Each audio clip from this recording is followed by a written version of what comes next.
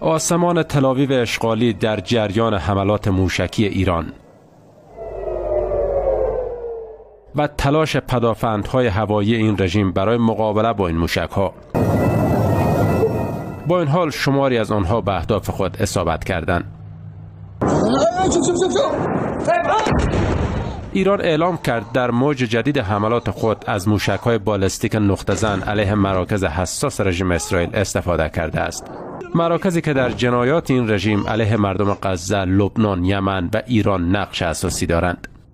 آتش گسترده و اصابت دقیق در شهرهای تل‌آویو، حیفا و بئرالصبر نشان می‌دهد توان تهاجمی موشک‌های بالستیک تا مجازات کامل باند تبهکار رژیم روندی افزایشی دارد.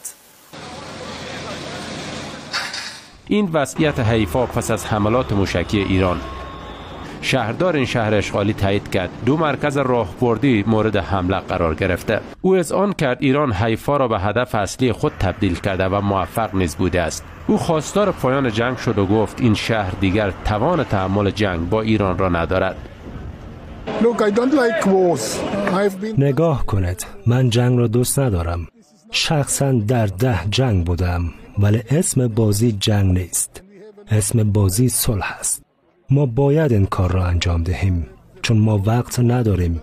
میبینید که در این فاصله چه اتفاقهای افتاده است. با گسترش حملات ایران، ترس و وحشت هم در سرزمین‌های اشغالی تشدید یافته. شهرک‌نشینانی که در شوک حملات اخیر ایرانند.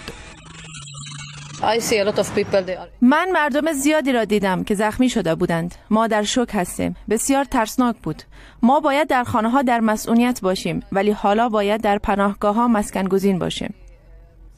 مقام‌های ایرانی در روزهای اخیر بارها خواستار توقف تجاوز علیه خاک این کشور شدند. آنان ولی تاکید کردند اگر این رژیم جنگ را متوقف نکند، پاسخ دردناکی دریافت خواهد کرد.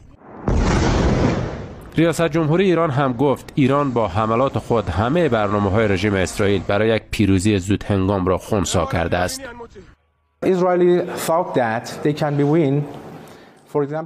اسرائیل فکر میکرد که میتواند در 2 یا 3 روز برنده جنگ شوند، ولی حال میدانید که کنترل این درگیری در دستان ایران است. هر حمله به ایران منجر به حملات موشکی به اسرائیل می شود. رژیم اسرائیل نیز در ساعات گذشته بارها به اهداف مختلفی در ایران حمله کرده. از جمله در اصفهان سایت هسته‌ای در این شهر را بار دیگر هدف قرار داده.